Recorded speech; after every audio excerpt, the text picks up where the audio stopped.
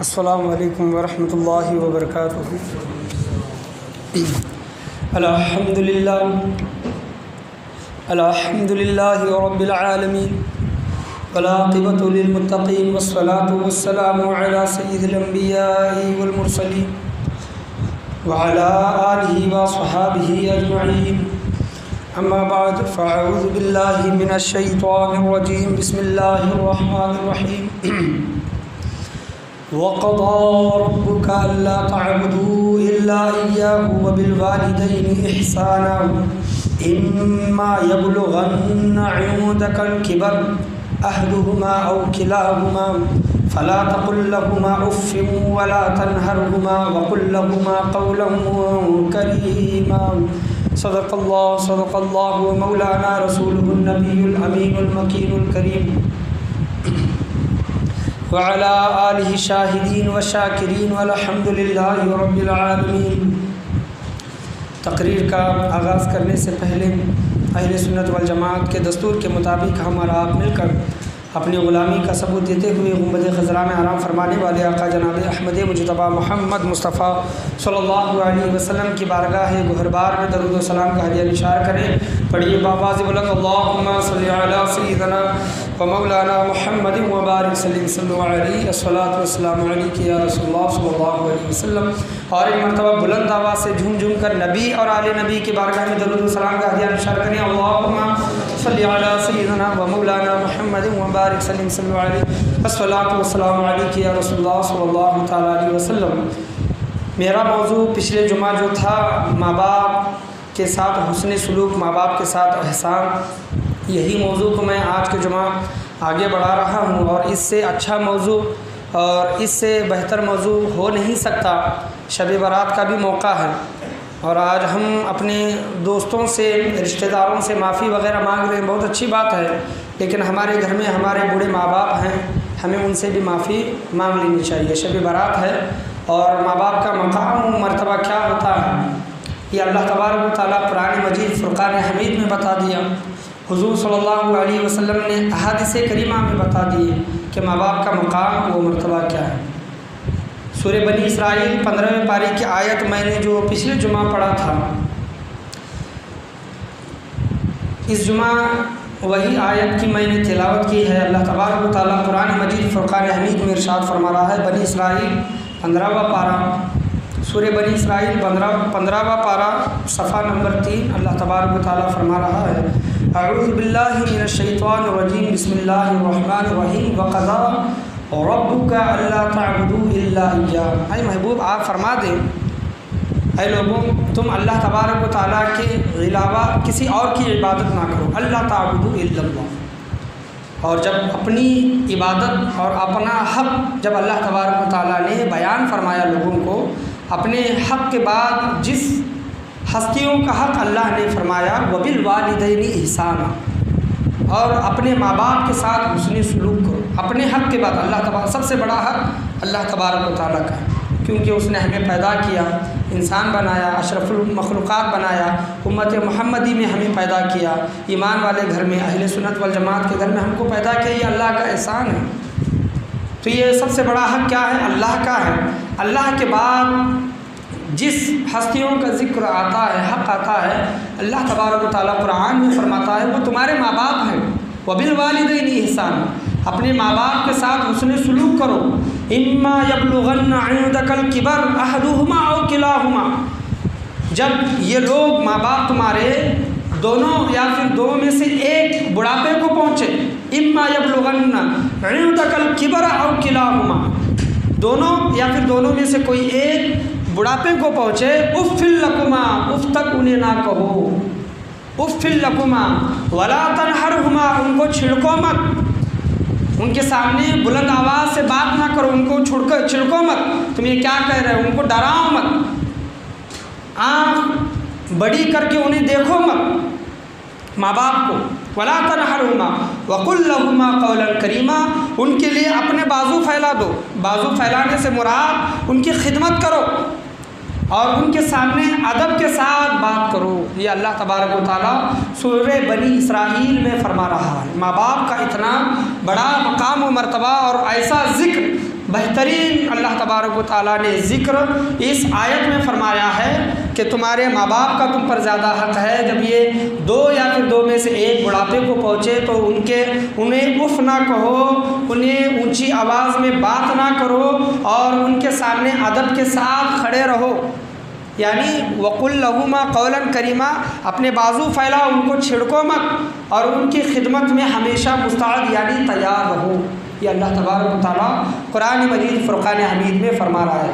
اور پچھلے جمعہ بہت سے احادیث کریمہ میں نے آپ کے سامنے بیان کی، بہت سے احادیث کریمہ رہ گئی ہیں، اتنے احادیث کریمہ آئی ہیں کہ اگر بیان کرنے لگ جاؤں تو جمعہ کے جمعہ ختم ہونے لگیں گی، لیکن احادیث کریمہ اور جو قرآن کریم فرقان حمید میں ماں باپ کا جو ذکر آیا ہے وہ ختم نہیں ہوگا۔ اتنا بڑا مقام و مرتبہ۔ حضرت عبداللہ بن عمر رضی اللہ عنہ، یہ کون؟ یہ حضرت عمر فاروق رضی اللہ عنہ کے بیٹے۔ احادیث کریمہ میں آپ کے سامنے سب سے پہلے بیان کرنا چاہوں گا۔ یہ حضرت عمر کے بیٹے اپنے سواری گدھے پر سوار ہو کر، اس وقت کے زمانے میں گدھا بھی سواری ہوا کرتا تھا، خچر بھی، اونٹ بھی اور گھوڑا بھی۔ آج کے زمانے میں معیوب سمجھا جاتا ہے، عائب سمجھا جاتا ہے، لیکن اس وقت گدھا بھی سواری ہوا کرتا تھا۔ حضرت عمر کے بیٹے سواری کر رہے ہیں اور راستے میں ان کو ایک بوڑھا شخص دکھائی دیتا ہے۔ یہ صحیح مسلم کی میں آپ کے سامنے حدیث بیان کر رہا ہوں۔ ایک بوڑھا شخص حضرت عمر رضی اللہ عنہ کے بیٹے اس بوڑھے شخص کو دیکھتے ہیں اور اس کے پاس جا کر پوچھتے ہیں کہ آپ کا نام فلاں ہے؟ وہ بوڑھا شخص کہتا ہے کہ ہاں میرا نام یہ ہے۔ آپ فلاں قبیلے سے تعلق رکھتے ہیں؟ ہاں۔ آپ فلاں انسان کے بیٹے ہیں؟ ہاں۔ تو حضرت عمر کے بیٹے اپنی سواری اس بوڑھے انسان کو دیتے ہیں، اس بوڑھے انسان کو دیتے ہیں اور ان کے سر پر جو پگڑی عمامہ جو ہوتا ہے وہ پگڑی بھی نکال کر اس بوڑھے انسان کو دیتے ہیں۔ حضرت عمر رضی اللہ عنہ کے بیٹے کا جب یہ عمل ان کے ایک دوست نے دیکھا، صحیح مسلم کی حدیث ہے، پوچھتا ہے کہ یہ بوڑھا انسان کون ہے؟ یہ بوڑھا انسان کون ہے؟ تو حضرت عبداللہ بن عمر کہتے ہیں کہ یہ بوڑھا انسان میرے باپ کا دوست ہے۔ سبحان اللہ، یہ بوڑھا انسان میرے باپ کا دوست ہے۔ اور حضور صلی اللہ تعالیٰ علیہ وسلم فرماتے ہیں کہ سب سے بہترین نیکی یہ ہے کہ تم اپنے باپ کے دوستوں کے ساتھ حسن سلوک سے پیش آؤ، اپنے باپ کے دوستوں کے ساتھ احسان کرو، ان کی عزت کرو، ان کا ادب کرو۔ باپ کے دوستوں کے ساتھ جب حضور صلی اللہ علیہ وسلم فرما رہے ہیں کہ تمہارا جو باپ ہے اور جو تمہارے باپ کے دوست ہیں ان کا بھی ادب و احترام کرو، ان کے ساتھ بھی احسان کرو، حسن سلوک کرو۔ جب ان کے ساتھ یہ احسان و حسن سلوک کرنے کا جب حضور صلی اللہ علیہ وسلم نے ارشاد فرمایا، ان کا جب اتنا بڑا وہ مقام و مرتبہ ہے تو سوچیں کہ اپنے والد محترم جو اپنے خود کے باپ جو ہیں، ہمارے باپ کا مقام و مرتبہ کیا ہوگا ہمارے لیے، اور ان کے ساتھ حسن سلوک کرنے کا کس طرح حق ہوگا۔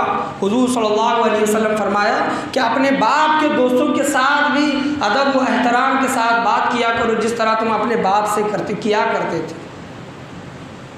حضور صلی اللہ علیہ وسلم، یہ المعجم الکبیر طبرانی کی حدیث ہے، یہ حدیث آپ نے بارہا سنی ہے، رمضان کے مہینے کے متعلق، درود شریف کے متعلق اور ماں باپ کے متعلق۔ حضور صلی اللہ علیہ وسلم، یہ بھی حدیث ہے، حضور صلی اللہ علیہ وسلم ممبر پر تشریف لے جا رہے ہیں اور آپ صلی اللہ علیہ وسلم 3 مرتبہ آمین کہتے ہیں۔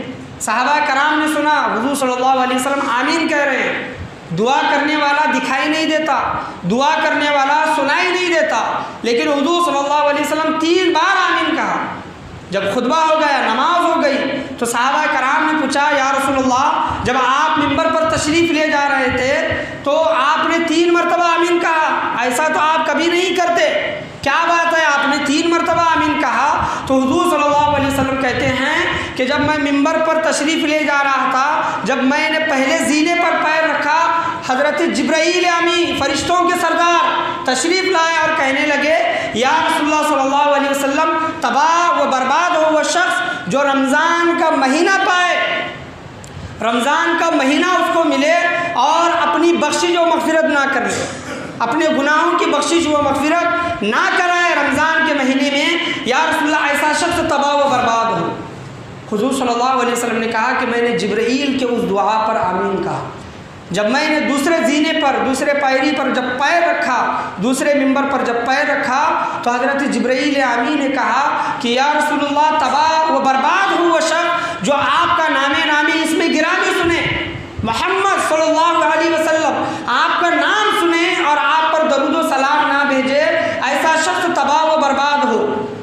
حضور صلی اللہ علیہ وسلم نے جبرائیل کے آمین پر کہا کہ میں نے ان کی دوسری دعا پر میں نے آمین کہا، اور تیسری دعا حضرت جبرائیل امین کا دعا کرتے ہیں اور کہتے ہیں حضور صلی اللہ علیہ وسلم، جبرائیل امین نے تیسری دعا یہ کی، یا رسول اللہ، ایسا انسان خاک ہو جائے، تباہ و برباد ہو جائے جو اپنے بوڑھے ماں باپ کو پائے، جو اپنے بوڑھے ماں باپ کو پائے، دونوں ماں باپ کو پائے یا پھر دو میں سے ایک کو پائے اور ان کی خدمت کر کے جنت حاصل نہ کرے، تباہ و برباد ہو ایسا شخص۔ تو حضرت جبرائیل امین جب یہ دعا کرتے ہیں، حضور صلی اللہ علیہ وسلم کہتے ہیں کہ میں نے ان کی دعا پر آمین کہا۔ ذرا غور کرے، دعا کرنے والے کون اور آمین کہنے والے کون؟ کیا ان کی دعا رد ہو سکتی ہے؟ اگر ہماری دعاؤں کے ساتھ فرشتوں کی آمین مل جائے، صرف فرشتے ہماری دعاؤں کے ساتھ فرشتے آمین کہہ دے تو وہ ہماری دعا اللہ کی بارگاہ میں قبول ہو جاتی ہے۔ یہ تو فرشتوں کے سردار ہے، اور آمین کہنے والے نبیوں کے سردار ہے، رسولوں کے سردار ہے۔ کیا ایسی دعا اللہ کی بارگاہ میں کبھی بھی رد ہو سکتی ہے؟ تو ہمیں چاہیے کہ رمضان کا مہینہ آئے تو اس میں خوب عبادتیں کرے، جب حضور کا نام سنے تو خوب ان پر درود و سلام بھیجے۔ جو کوئی بھی نام ہے، حضور صلی اللہ علیہ وسلم کا جب احمد نام لیا جاتا ہے، آپ صلی اللہ علیہ وسلم کہا جاتا ہے، محمد صلی اللہ علیہ وسلم کہا جاتا ہے، حضور صلی اللہ علیہ وسلم کہا جاتا ہے، جب حضور کا نام سنے تو جب حضور صلی اللہ علیہ وسلم پر درود و سلام بھیجے، اور بوڑھے ماں باپ میں سے دونوں کو پائے یا پھر دو میں سے کسی ایک کو پائے تو ان کی خدمت کر کے جنت حاصل کریں۔ یہ اگر ہم نہیں کر سکتے تو ہم اس دعا کے مستحق ہوں گے۔ وہ جو دعا اس وقت مانگی گئی تھی، وہ دعا آج بھی وہ دعا قبول کی جاتی ہے۔ پڑھیے ایک مرتبہ درود شریف، اللہم صلی علی سیدنا و مولانا محمد و بارک صلی علیہ، الصلاۃ والسلام علیک یا رسول اللہ صلی اللہ تعالیٰ علیہ وسلم۔ تو بوڑھے ماں باپ اگر ہمیں ملتے ہیں تو ان کے سامنے اونچی آواز سے بات نہ کرے، ان کی ہمیشہ خدمت کیا کرتے رہے اور ان کو راضی کرنے کی کوشش کرے اور ان کی دعائیں لینے کی کوشش کریں۔ آج ہم دوسروں سے کہتے ہیں لیکن اپنے خود کے ماں باپ سے کہنے کو ہمیں شرم آتی ہے کہ امی جان میرے لیے دعا کرے، ابا جان میرے لیے دعا کرے۔ ہم دوسرے لوگوں سے کہتے ہیں، اچھی بات ہے، ضرور کہیں، دوسرے لوگوں سے بھی دعا کی گزارش کرنی چاہیے، لیکن اپنے ماں باپ جو ہمارے گھر میں ہوتے ہیں ان سے بھی روزانہ دعا کی گزارش کی جائے۔ حضرت موسیٰ علیہ السلام جلیل القدر پیغمبر، جلالی پیغمبر، قرآن کریم فرقان حمید میں سب سے زیادہ نبی کا نام، جس نبی کا نام آیا ہے وہ حضرت موسیٰ علیہ السلام۔ ہمیشہ کا معمول تھا اللہ سے بات کرنے کے لیے کوہ طور پر جاتے، روزانہ کا معمول اللہ سے ہم کلام ہونے کے لیے کوہ طور پہاڑ پر جاتے۔ ایک مرتبہ طور پہاڑ پر جا رہے ہیں اور حضرت موسیٰ علیہ السلام کو ٹھوکر لگ گئی، پیر پھسل گئے، ٹھوکر لگ گئی۔ اللہ کی بارگاہ سے آواز آتی ہے، کیا ہے موسیٰ، آرام سے، اب تم آرام سے چلنا، آرام سے کوہ طور پر اترنا اور چڑھنا۔ حضرت موسیٰ علیہ السلام کہتے ہیں کہ اے باری تعالیٰ، میں پہلی بار تو تھوڑی نہیں آ رہا ہوں کوہ طور پر، پہلی بار تھوڑی آ رہا ہوں، ہمیشہ کوہ طور پر آتا ہوں، لیکن آج کیا بات ہے کہ تو مجھے آرام سے آنے کے لیے کہہ رہا ہے۔ اللہ تبارک و تعالیٰ کہتا ہے کہ اے موسیٰ، جب تو اپنے گھر سے نکلتا تیرے اندر جلال ہے، میں نے تیرے اندر جلال ڈالا ہے، تو جب گھر سے نکلتا تیری ماں کو پتا ہے کہ تو جلالی ہے، اونچی آواز میں بات کرتا ہے، جب تو گھر سے نکلتا اے موسیٰ تیری ماں تیرے لیے دعا کرتی، اے باری تعالیٰ میرا موسیٰ جلالی ہے، کبھی تیری بارگاہ میں اونچی آواز سے بات کر بیٹھے تو اے باری تعالیٰ تو اسے معاف کر دے۔ تو اے موسیٰ تیری ماں کی دعائیں تیرے ہمیشہ ساتھ ہوا کرتی، وہ ماں اے موسیٰ تیری وہ ماں آج اس دنیا میں نہیں ہے اور وہ ہاتھ اس دنیا میں نہیں ہے جو اٹھا کر تیرے لیے دعا کیا کرتے۔ تو غور کرنے کا مقام ہے، موسیٰ علیہ السلام جیسی ہستی، کلیم اللہ جیسی ہستی، ان کے لیے ان کی ماں دعا کیا کرتی، اور اللہ تبارک و تعالیٰ فرماتا ہے کہ جب تیری ماں دعا کیا کرتی تو وہ تمام چیزیں میں روک دیا کرتا تھا تیری ماں کی دعاؤں کے صدقے طفیل میں۔ تو ماں کی دعا اتنی بڑی اثر رکھتی ہے ہمارے لیے۔ جب حضرت موسیٰ علیہ السلام کی ماں ان کے لیے دعا کرتی تو اللہ تبارک و تعالیٰ تمام وہ پریشانیاں مصیبتیں حضرت موسیٰ علیہ السلام کے لیے روک دیتا۔ تو وہ دعا کرنے والے جب ہاتھ اس دنیا میں نہیں رہے، دعا کرنے والے انسان اس دنیا میں جب نہیں رہے، اللہ تبارک و تعالیٰ حضرت موسیٰ علیہ السلام کو خبردار کہہ رہا ہے کہ اب سنبھل کر چلنا، سنبھل کر آنا، وہ دعا کرنے والے ہاتھ اب نہیں رہے۔ تو ہمیشہ ہمیں اللہ کی بارگاہ میں یہی دعا کرنی چاہیے کہ اگر ہمارے ماں باپ اس دنیا میں ہیں تو اللہ تبارک و تعالیٰ ان کی عمر دراز کرے اور انہیں ہمیشہ صحیح و سلامت رکھے۔ پڑھیے ایک مرتبہ درود شریف، اللہم صلی علی سیدنا و مولانا محمد مبارک صلی اللہ علیہ الصلاۃ والسلام علیک یا رسول اللہ صلی اللہ تعالیٰ علیہ وسلم۔ تو ماں باپ کا اتنا بڑا مقام و مرتبہ اللہ تبارک و تعالیٰ نے ان کی بارگاہ میں اف تک کہنے کو منع فرمائی ہے، زبان بھی بند کر دی ہے، ہونٹ بند کر دیے ہیں، زبان بند کر دی ہے کہ ان کی بارگاہ میں، ان کی خدمت میں اف تک نہ کہو۔ حضرت موسیٰ علیہ السلام حکایتوں میں آیا ہے، بہت ہی مشہور واقعہ ہے، بہت ہی مشہور واقعہ ہے۔ حضرت موسیٰ علیہ السلام اللہ کی بارگاہ میں دعا کرتے ہیں کہ باری تعالیٰ جنت میں میرا ساتھی کون ہوگا، جنت میں میرا ساتھی کون ہوگا؟ اللہ فرماتا ہے کہ موسیٰ جنت میں تیرا ساتھی کسائی ہے، گوشت کاٹنے والا، کسائی تیرا ساتھی ہے۔ حضرت موسیٰ علیہ السلام کہتے ہیں کہ نہ کوئی عالم، نہ کوئی مفتی، نہ کوئی نبی، نہ کوئی بڑا انسان اللہ کا، نہ کوئی ولی، کسائی میرا دوست، میرا جنت کا ساتھی، موسیٰ علیہ السلام کا ساتھی جنت کا۔ تو جب حضرت موسیٰ علیہ السلام اس کا پتہ پوچھتے ہیں، اللہ تبارک و تعالیٰ کا بتائے ہوئے پتے پر حضرت موسیٰ علیہ السلام جب پہنچتے ہیں تو وہ کسائی انسان، گوشت کاٹنے والا، اس کی دوسروں کی طرح اس کی بھی ایک دکان ہے اور لوگوں کو گوشت تقسیم کر رہا ہے، بیچ رہا ہے۔ حضرت موسیٰ علیہ السلام دن بھر کھڑے ہو کر اس کا وہ معمول دیکھتے ہیں اور سوچتے ہیں کہ اس کے اندر تو ایسی بات نہیں ہے کہ یہ میرا جنت میں ساتھی بن سکے۔ دوسرے عام لوگ جو کام کر رہے ہیں یہ بھی وہی کام کر رہا ہے، اس کے اندر ایسی کوئی خاص بات نہیں ہے۔ جب وہ شخص دکان بند کر کے گوشت کا ٹکڑا اپنی تھیلی میں ڈال کر جانے لگتا ہے اپنے گھر کی طرف، وہ کسائی حضرت موسیٰ علیہ السلام اس کے پیچھے پیچھے ہو لیتے ہیں، اس کے پیچھے پیچھے چلتے ہیں، اس کے گھر تک پہنچتے ہیں۔ اور حضرت موسیٰ علیہ السلام جب اس کے گھر تک پہنچتے ہیں اور اس انسان سے کہتے ہیں کہ مجھے گھر میں آنے کی اجازت دو، وہ حضرت موسیٰ علیہ السلام کو تو نہیں جانتا، کیونکہ حضرت موسیٰ علیہ السلام بہت دور دراز علاقے سے آئے تھے اور یہ حضرت موسیٰ ہے، یہ اللہ کے نبی اور رسول ہے، یہ جانتا نہیں تھا۔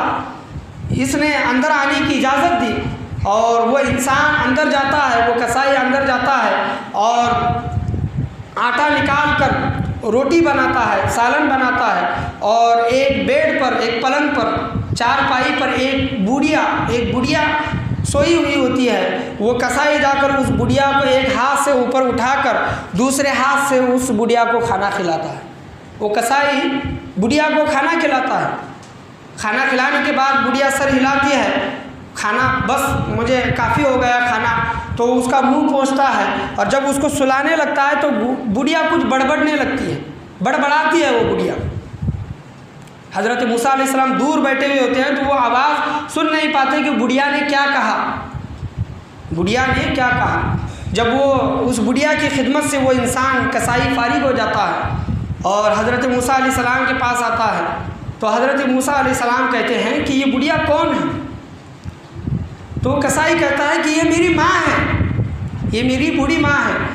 جب میں دکان کو صبح نکلتا ہوں تو میں اپنی ماں کو کھانا وغیرہ بنا کر کھلا کر اس کو پیٹ بھر کے اس کو کھلا کر اپنی دکان کو جاتا ہوں اور جب شام میں آتا ہوں تو سب سے پہلا میرا کام یہ ہوتا ہے کہ میں اپنی بوڑھی ماں کو کھانا بنا کر کھلاتا ہوں، پھر اپنے بچوں کو دیکھتا ہوں، پھر میں اپنے بچوں کو دیکھتا ہوں۔ وہ انسان نے یہ نہیں کہا کہ میں اپنی بیوی کو کہتا ہوں کہ میری ماں کو کھانا کھلا۔ بیوی کی ذمہ داری نہیں ہے کہ ساس کی خدمت کرے، ذمہ داری بچوں کی ہے، چاہے وہ لڑکی ہو یا پھر لڑکا ہو۔ ہاں اگر بہو خدمت کرتی ہے تو وہ احسان ہے، حسن عمل ہے، یہ عمل پسند کیا گیا ہے، لیکن اصل جو حق ہے وہ جو خود کے ماں باپ جو ہوتے ہیں، چاہے وہ بیٹا ہو یا پھر بیٹی ہو، وہ اپنے ماں باپ کی خدمت کرے۔ تو بعض لوگ یہ کہتے ہیں اپنی بیوی سے کہ میرے لیے کچھ نہ کرو چلے گا، لیکن میرے ماں باپ کا دل نہ دکھانا، میری ماں باپ کی خدمت کرنا۔ تو اصل میں وہ بیوی کا حق مار رہا ہوتا ہے۔ بیوی کس کے تابع ہے؟ بیوی شوہر کے تابع ہے۔ بیوی کی ذمہ داری کیا ہے کہ شوہر کی خدمت کرے، اور اس شوہر کی ذمہ داری کیا ہے کہ ماں باپ کی خدمت کرے، کیونکہ وہ اس کا بیٹا ہے۔ بروز محشر جو حساب و کتاب ہوگا، پوچھ ہوگی اس بیوی سے نہیں بلکہ اس بیٹے سے ہوگی کہ تو نے اپنے ماں باپ کی خدمت کی کہ نہیں، کیونکہ وہ ان کا بیٹا ہے، وہ ان کی بیٹی نہیں بلکہ بہو بن کر آئی ہے۔ تو اصل میں جو انسان ہے جو دونوں کے درمیان پیس جاتا ہے، ماں باپ کے ادب میں بیوی کو ذلت رسوا نہ کرے، اور بیوی کی محبت میں ماں باپ سے بدتمیزی سے بات نہ کرے، بیلنس بنائے رکھے، ماں باپ کو اپنی جگہ اور بیوی کو اپنی جگہ رکھے۔ تو انسان کہتا ہے کہ میں اپنی ماں کی خدمت کیا کرتا ہوں۔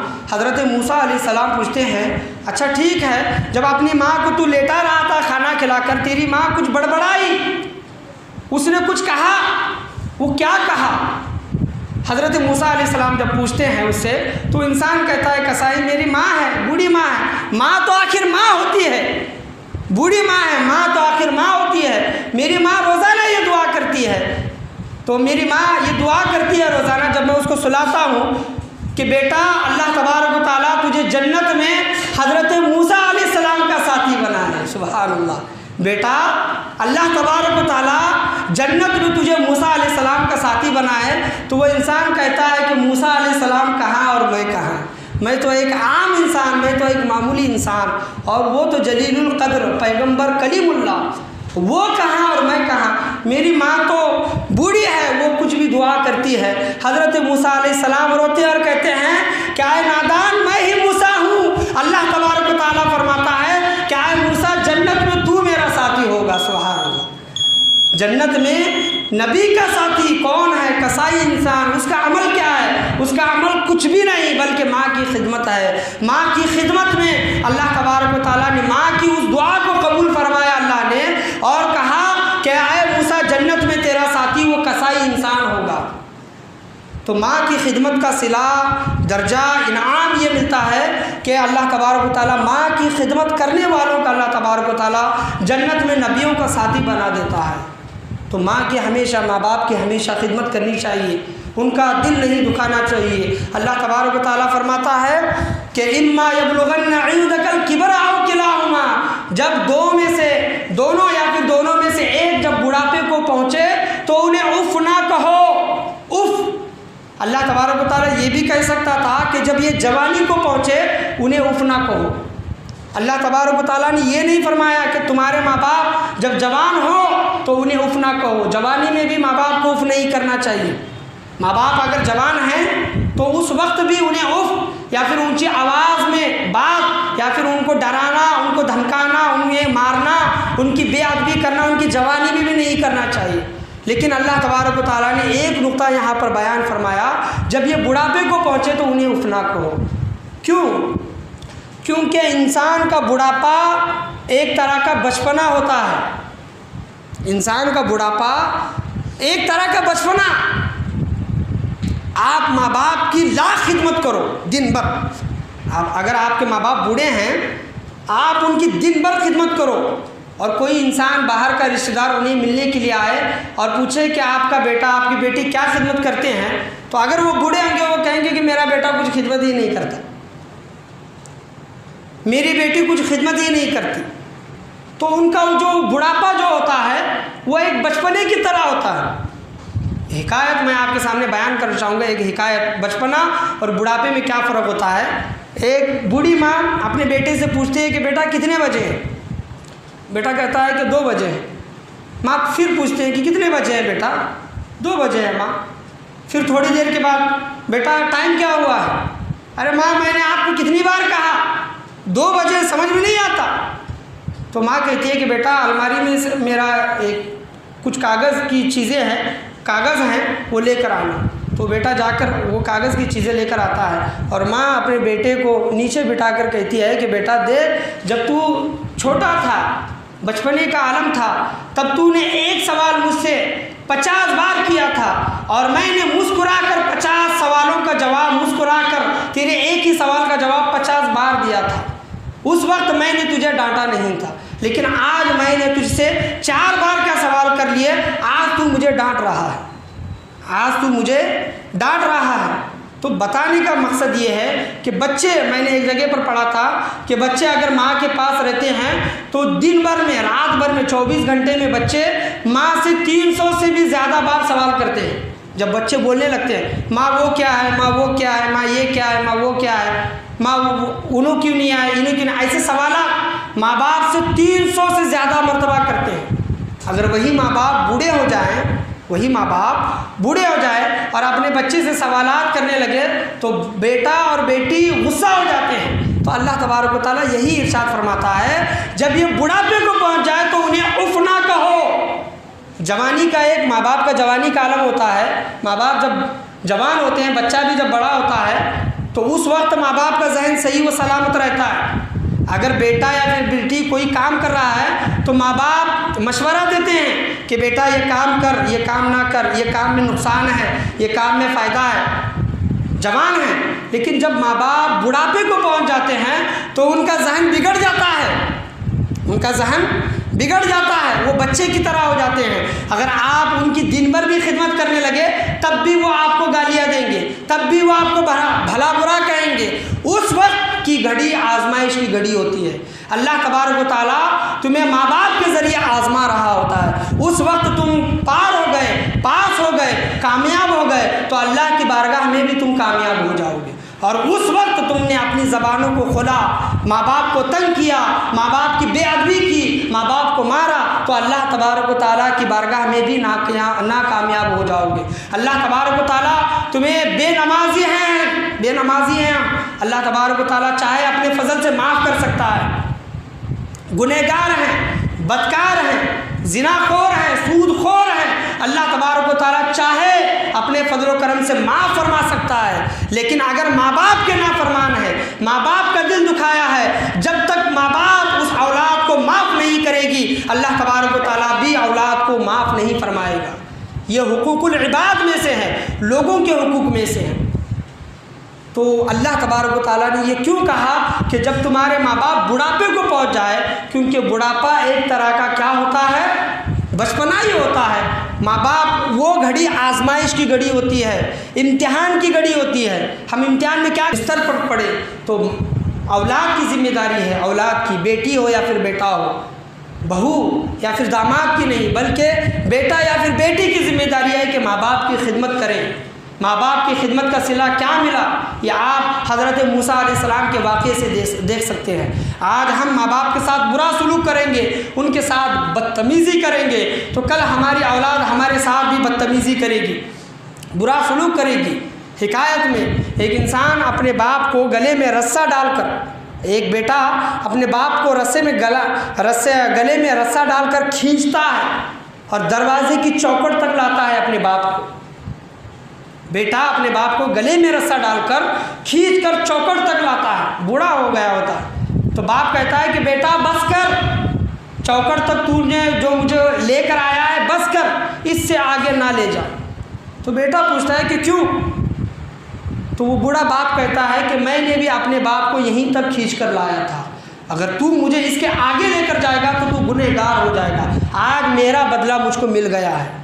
کوئی انسان بوڑھا ہو جاتا ہے تو اس کو جنگل میں چھوڑا جاتا ہے، آپ بھی اگر بوڑھے ہوں گے تو یہی چادر میں آپ کو دوں گا۔ تو ہمارا کیا ہوا عمل ہمارے سامنے ضرور آئے گا۔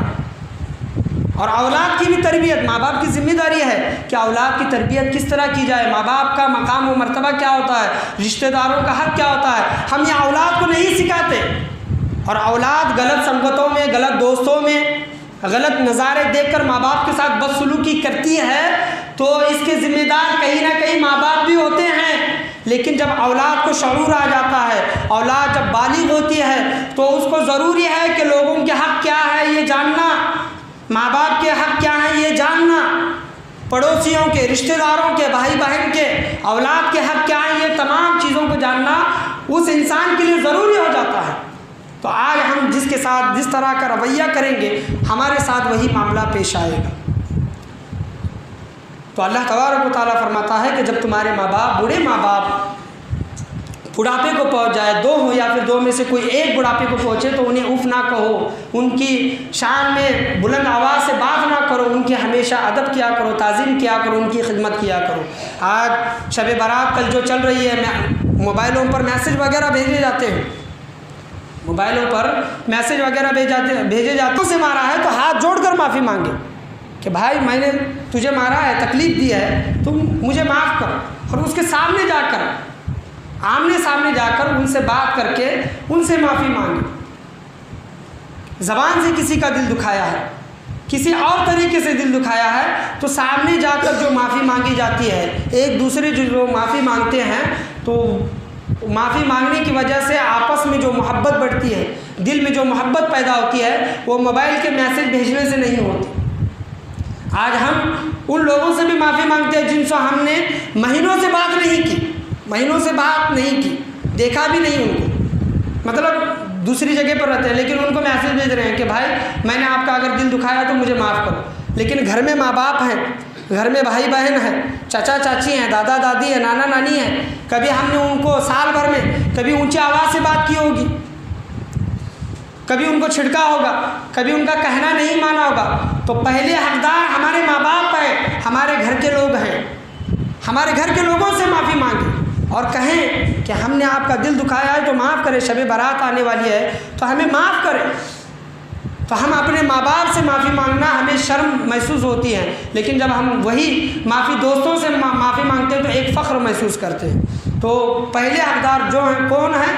ہمارے ماں باپ ہیں، ہمارے گھر والے ہیں، ان سے معافی مانگی جائے، ان کو راضی کیا جائے، ان کا حق سب سے زیادہ ہے۔ پھر اپنے دوست و احباب سے، رشتہ داروں سے، جو بھی ہمارے رفیق وغیرہ ہیں، ان سے معافی مانگی جائے۔ شب برات ہے، اگر میرے بیانات کی وجہ سے یا پھر پرسنلی میں نے کسی کا بھی دل دکھایا ہے، آپ تمام لوگ بیٹھے ہیں، کچھ لوگ جانتے ہیں پرسنلی، کچھ لوگ نہیں جانتے، میرے کسی بولنے سے یا پھر عمل سے کسی بھی طریقے سے آپ کا دل دکھا ہوگا تو میں آپ کے سامنے معافی مانگتا ہوں۔ شب برات آنے والی ہے، کل کا دن ہے، تو ہم اپنے ماں باپ کو راضی کرنے کی کوشش کریں، اپنے ماں باپ کو منانے کی کوشش کریں۔ اگر ہمارے ماں باپ اس دنیا سے جا چکے ہیں، ان کی قبروں پر جائیں، قبروں پر جا کر رو کر گڑ گڑا کر ان سے معافی مانگے، ان کے لیے خیر و برکت کی دعا کریں، ان کے لیے دعائیں مغفرت کریں، انہیں راضی کرنے کی کوشش کریں۔ شب برات کی رات ہے، مرحومین کا جو ہم عید مناتے ہیں، مرحومین کے لیے بہترین یہ عید ہے، منائی جاتی ہے، تو ہم اپنے گھر والوں کے لیے بھی دعا کریں، ہمارے ماں باپ کے لیے بھی دعا کریں۔ اللہ تبارک و تعالیٰ سے یہی دعا ہے کہ اللہ تبارک و تعالیٰ